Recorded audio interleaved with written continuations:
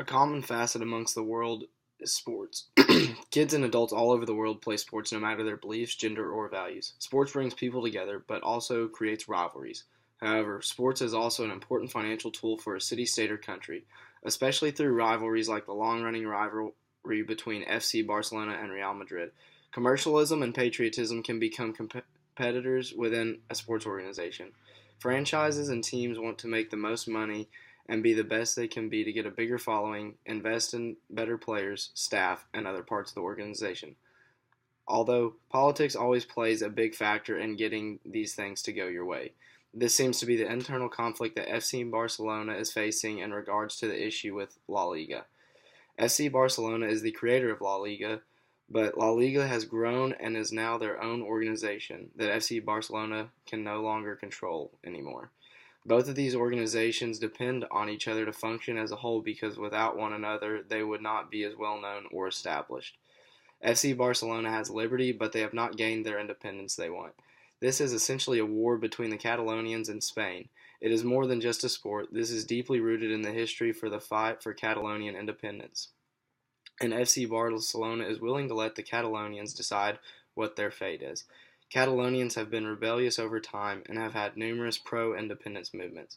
Their fans are wild and very passionate. You can see this through the past history and how they carry this fire on the field with them. FC Barcelona says they are more than a club. And this is true because they stand for so much more than just a soccer team. They have a deep-rooted history and tradition and are willing to stand behind their fans for what they believe in. And they want to grow in beliefs, ideas, their fan bases, and their organization beyond soccer. La Liga is the premier division of the Spanish Football League. They are one of the most popular professional sports leagues in the world, as well as they deal with arguably one of the biggest sports rivalries in the world, known as El Clasico. El Clasico is more than just a rivalry of sports between Real Madrid and FC Barcelona. La Liga has had some of the world's best players and rivalries in this league. La Liga is what brings the rivalry together and can keep it together because football is not football without this rivalry. La Liga has the power to fix this problem but walks a fine line of destroying a deep history that brings so many people together around the world to watch a spectacular event. La Liga and FC Barcelona need to establish boundaries, hear each other out, and come to a consensus that grants both parties what they want while they may have to compromise some ideas. They need to trust each other and respect each other and establish a connection to keep things how they should be.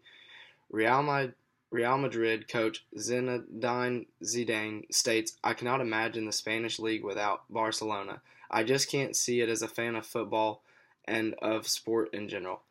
El Clasico is the largest mutual interest that would affect both entities largely if they go their separate ways. These two organizations need each other to be the most successful they can be. If coaches cannot imagine the rivalry not being there, how do you think the players and fans will feel? This has been a long rivalry between FC Barcelona and Real Madrid.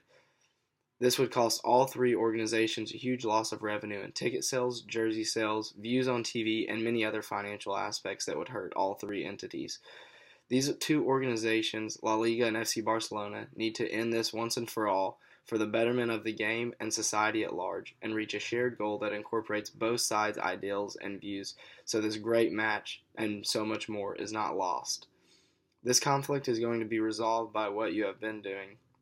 This conflict is not going to be resolved by what you have been doing. You cannot argue, protest, and disagree on every little thing. You need to sit down with each other and have a formal conversation about what both of you are looking for and list out the pros and cons and make a list of things both of y'all want to incorporate. This is how you are going to reach a consensus among each other. Each side is going to give up some things for the betterment of the game and society. If the debate and fighting keeps occurring between the two of these parties, there will be a continual downfall and neither of you will accomplish what you want.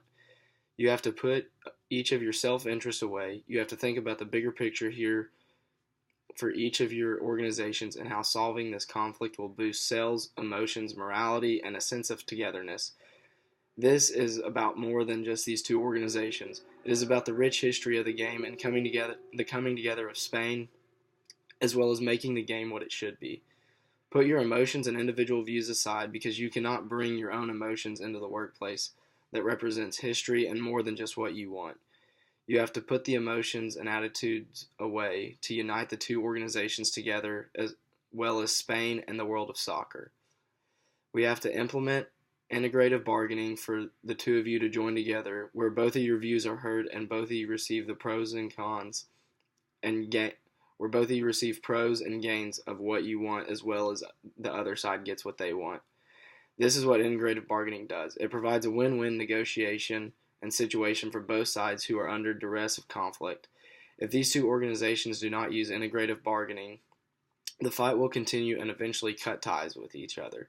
This will be a massive financial loss and an even bigger loss for the world of football. When using integrative bargaining, there has to be a sense of trust amongst both parties so they both receive the best outcome possible. Distributive bargaining is essentially what these two organizations have been doing, and it has gotten them nowhere because one side wins and the other side loses. This is just due to selfishness of one side over the other. Both of these organizations are well known in the world and tend to have strong personalities and are rooted in their beliefs. This is good, but in this situation it is not because neither side wants to be wrong.